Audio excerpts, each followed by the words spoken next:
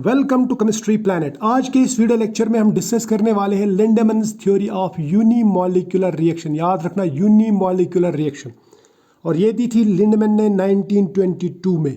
अब ये थ्योरी बहुत ही इंपॉर्टेंट है क्योंकि ये थ्योरी हमें बताती है कि यूनिमॉलिक्यूलर रिएक्शन कैसे हो सकती है, उसका काइनेटिक्स क्या होगा, उसका ऑर्डर ऑफ रिएक्शन क्या होगा। और यही थ्योरी हमें एक्सप्लेन करती है कि एक रिएक्शन को होने के लिए कम से कम दो मॉलिक्यूल्स का टकराना ज़रूरी है, कोलिजन ज़रूरी है, लेकिन फिर भी एक रिएक्शन यूनिमॉलिक्यूलर कैसे हो सकती है वो हम इस थ्योरी में देखेंगे।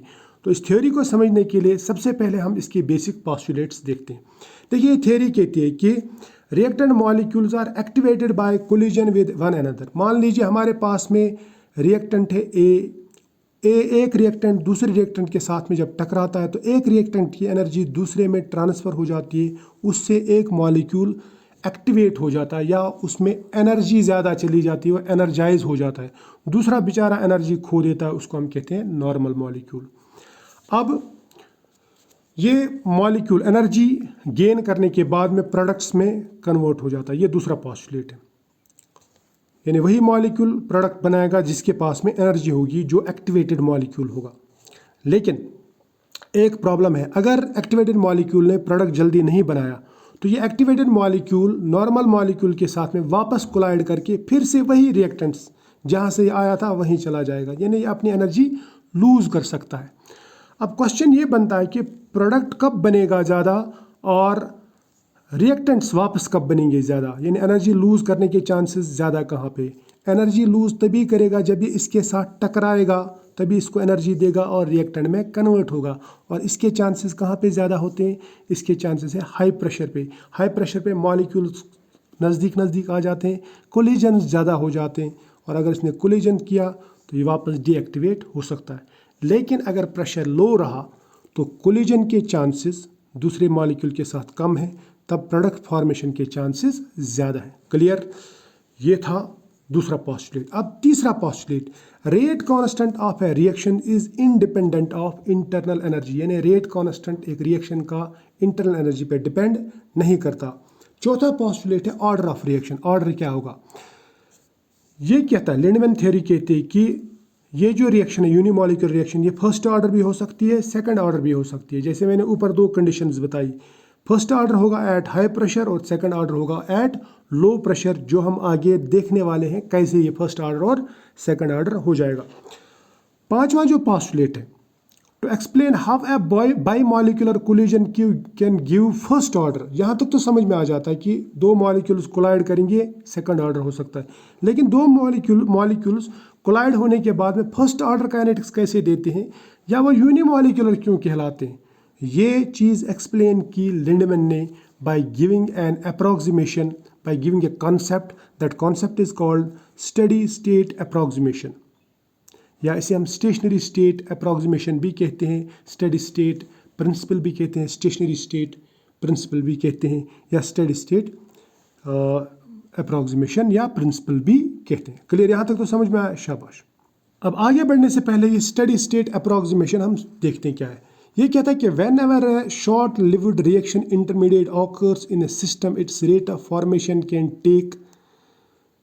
B taken equal to its rate of disappearance. यानी ये कहता है कि जब भी कोई एक्टिवेटेड मॉलिक्यूल या शॉर्ट लिव्ड मॉलिक्यूल रिएक्शन में आ जाता है तो उसका रेट ऑफ फॉर्मेशन और रेट ऑफ डिसअपीयरेंस हम बराबर भी ले सकते हैं, यानी हम अप्रॉक्सीमेट कर सकते हैं कि इसका रेट ऑफ फॉर्मेशन और इसका रेट ऑफ डिसअपीयरेंस यानी गायब होना वो तकरीबन बराबर ही रहते हैं, क्योंकि इसकी जो लाइफ है वो कम रहती है, आया गया, तो इसकी जो रेट ऑफ फॉर्मेशन और रेट ऑफ डिसअपीयरेंस वो हम ऑलमोस्ट इक्वल ले सकते हैं। अब इस थ्योरी को समझने के लिए पहले हम एक रिएक्शन लेते हैं, एक यूनिमॉलिक्यूलर रिएक्शन। उसमें हम एक ही मॉलिक्यूल लेंगे, ए मॉलिक्यूल, ए प्रोडक्ट में कन्वर्ट होता है, तो ये है यूनिमॉलिक्यूलर रिएक्शन। लेकिन लिंडमैन कहता है कि ये जो रिएक्शन होगी ये होगी दो स्टेजेस में। कैसे? पहले ये एक ए दूसरे ए के साथ में टकराएगा, फिर इस ए को दूसरे मॉलिक्यूल से एनर्जी मिलेगी, एक्स्ट्रा एनर्जी, तो वो मॉलिक्यूल एक्टिवेट होगा, यानी एक एक्टिवेट होगा, दूसरा जो मॉलिक्यूल है वो बेचारा नॉर्मल मॉलिक्यूल होगा, वो एनर्जी खो देगा लेकिन उसमें ज़्यादा एनर्जी नहीं आएगी। क्लियर? लेकिन ये कहता है कि अगर ए के पास में ये जो ए एनर्जी आई, तो ये ए प्रोडक्ट बना सकता है, ये दूसरे मॉलिक्यूल में कन्वर्ट हो सकता है, दूसरी स्पीशी बना सकता है। लेकिन अगर इसने जल्दी प्रोडक्ट नहीं बनाया तो ऐसे भी चांसेस है कि ये वापस इसके साथ टकरा के फिर से रिएक्टेंट बना सकता है। अब मान लीजिए फॉरवर्ड रिएक्शन हो रही है तो उसके लिए हम रेट कांस्टेंट लिखेंगे K1, लेकिन अगर ये वापस आ रहा तो इसके लिए लिखेंगे रेट कांस्टेंट K2, और अगर ये प्रोडक्ट बनाता है दूसरे स्टेप में तो इसके लिए लिखेंगे हम रेट कांस्टेंट K3। ऐसा कब होगा? जब, जो मैंने ऊपर भी बोला, ऐसा पॉसिबल तब है जब प्रेशर हाई होगा। ऐसा पॉसिबल कब है, मतलब इसके चांसेस ज़्यादा कहाँ पे? इसके चांसेस ज़्यादा वहाँ पे है जहाँ पे प्रेशर लो होगा, इतना याद रख लेना। अब हम लेते हैं इस एक्टिवेटेड कॉम्प्लेक्स, यानी जो शॉर्ट लिव्ड स्पीशी है, इसका जो रेट ऑफ फॉर्मेशन क्या होगा? इसका रेट ऑफ फॉर्मेशन डिपेंड करेगा इस पे, इन दोनों पे, और into rate constant K1। Rate of disappearance इसके बराबर, किसके बराबर होगा? वो होगा इस बैकवर्ड स्टेप, इनकी कंसंट्रेशन, यहाँ पे कंसंट्रेशन कितनी है, इनटू K2 इस पे। और किस पे डिपेंड करेगा? यहाँ पे भी ये गायब हो रहा है, देखिए A3 गायब हो रहा है प्रोडक्ट में, तो ये डिपेंड करेगा this into this, clear, concentration of this. तो मैं लिखूंगा फिर rate of formation of activated complex is equal to K1 into concentration of A square, rate of disappearance of A star in activated complex is equal to K2, वापस वाला step, into A star concentration into A concentration plus K3 concentration of A star. ये मैंने अभी बताया आपको, इन दो steps पे रेट ऑफ डिसअपीयरेंस इसका डिपेंड करेगा। ये तो बहुत इजी है, ये आपको इजी मतलब आता है। अब लेते हैं हम steady state approximation. Steady state approximation कहता है कि रेट ऑफ फॉर्मेशन जो होगा वो रेट ऑफ डिसअपीयरेंस के बराबर होगा। Rate of formation of activated complex या short lived species is equal to rate of formation of activated molecule या short lived species is equal to rate of disappearance of this short lived species. Short lived species क्या है यहाँ पे? Activated molecule. तो इन दोनों का rate आपस में बराबर होगा, फिर इन दोनों को लिखो ना, rate of formation of A star is equal to rate of disappearance of A star. Rate of formation किसके बराबर है? K1 इंटू A स्क्वायर है ना, concentration of A square. Rate of disappearance किसके बराबर है? K2 concentration of A star into concentration of A plus K3 into concentration of A star, इसके बराबर है रेट ऑफ डिसअपीयरेंस।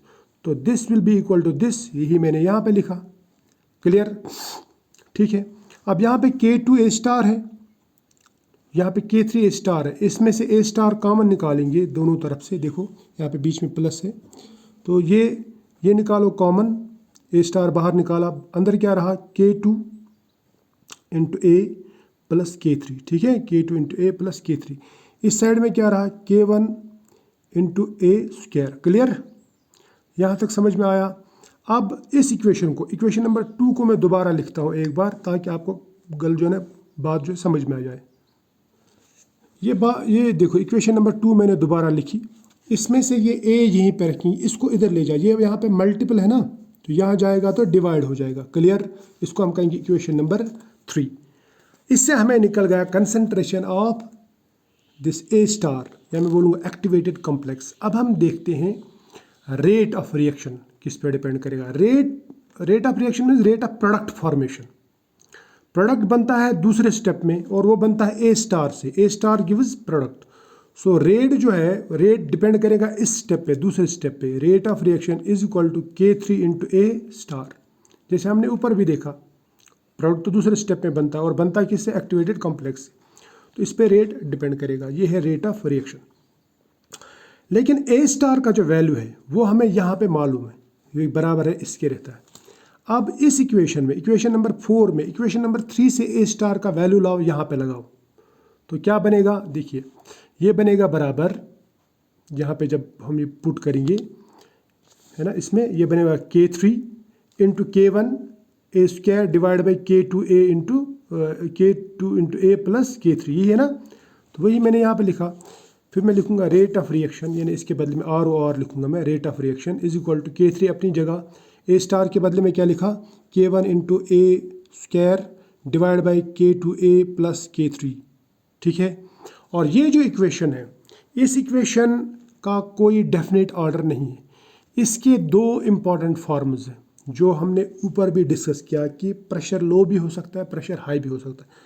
तो इस इक्वेशन को मैं यहाँ पे दोबारा लिखता हूँ और मैं इसको दो डिफरेंट फॉर्म्स देता हूँ, दो कंडीशंस में इसको अप्लाई करता हूँ। एक है eight high pressure. High pressure पे क्या रहेगा, कोलिजन ज़्यादा होंगे, तो बैकवर्ड स्टेप जो है यानी एक्टिवेटेड मॉलिक्यूल जो बना वो वापस ए के साथ टकरा के फिर से रिएक्टेंट बना सकता है ना, जो यानी K2 वाला स्टेप, बैकवर्ड स्टेप जो है वो ज़्यादा होगा। क्लियर? उस सूरत में प्रोडक्ट फॉर्मेशन कम होगी और रिएक्टेंट फॉर्मेशन ज़्यादा होगी। या मैं ऐसा बोलूँगा कि इस इक्वेशन में डिनोमिनेटर में जो K2A और K3 का जो कंपैरिजन है मैं अगर करूँ तो K2A ज़्यादा होगा, क्योंकि रिएक्टेंट वापस जा रहे हैं, रिएक्टेंट वापस बन रहे हैं, तो उसकी चांसेस ज़्यादा है, और K3 कम होगा।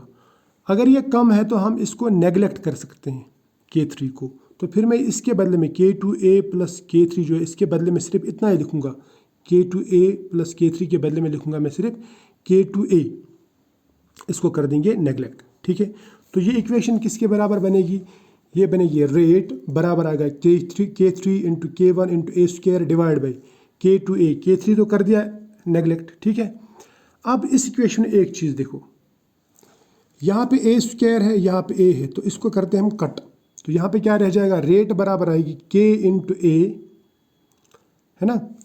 असल में जो K है, K जो यहाँ पे मैंने लिखा K, ये K लिखा मैंने K3 K1 divide by K2 के बदले में, इन सबको मिला के मैंने एक कांस्टेंट लिखा K। ठीक है, तो मैं इसके बदले में लिखता हूँ K और ऊपर रह जाता है ये A, K इंटू ए, और इसका पावर कितना है A का 1, so it is first order reaction. तो मैंने ये देखा कि हाई प्रेशर पे कोलिजन ज़्यादा होते हैं और रिएक्शन हो जाती है फर्स्ट ऑर्डर। तो यूनिमॉलिक्यूलर रिएक्शन जो है मैं अभी कह रहा था एक्चुअली में फर्स्ट ऑर्डर पे तब आती है जब ये प्रेशर हाई हो। अब अगर इसी इक्वेशन में हम लो प्रेशर पे देखेंगे, लो प्रेशर पे क्या होगा, लो प्रेशर पे प्रोडक्ट ज़्यादा बनेगा, कोलिजन्स कम होंगी, तो इसका मतलब जो दूसरा स्टेप है वो ज़्यादा फास्ट चलेगा, वो ओवर पावर करेगा बैकवर्ड स्टेप को। उस केस में क्या होगा, उस केस में जो K3 है इस इक्वेशन का K3 वो ज़्यादा होगा, रेट कांस्टेंट ज़्यादा होगा as compare to K2 into A, इसका रेट कांस्टेंट कम होगा दूसरी रिएक्शन का। पहले वाले में तो हाई प्रेशर पे ये ज़्यादा है, लो प्रेशर पे ये ज़्यादा होगा, है ना, इसका रेट कांस्टेंट जो ये हाई होगा।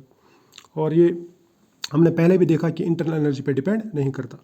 अब अगर ये ज़्यादा हो गया, कौन सा ज़्यादा होगा, K3, तो K2A को हम नेगलेक्ट करेंगे, इसको छोड़ दो, यहाँ पे क्या रह जाएगा, फिर यहाँ पे रह जाएगा K3, यानी रेट बराबर होगा K3 K1 into A square divide by K3। ठीक है, तो मैं इसको यहाँ पे लिखूँगा K3 K1 into A square divide by K3। अब ये K3 और K3 कट न्यूमरेटर डिनोमिनेटर में, ये रेट बराबर आ जाएगा K1 इंटू ए स्क्वायर। अब इसका पावर कितना है यहाँ पे कंसंट्रेशन का 2, so it is second order reaction. ठीक है, तो आई होप आपको ये लिंडमैन्स थ्योरी जो है ये समझ में आई होगी। अच्छा लगा तो लाइक करना, शेयर करना दोस्तों के साथ में, और अगर ज़्यादा अच्छा लगे तो सब्सक्राइब भी कर लेना। चलो मिलते हैं नेक्स्ट वीडियो में, तब तक के लिए बाय।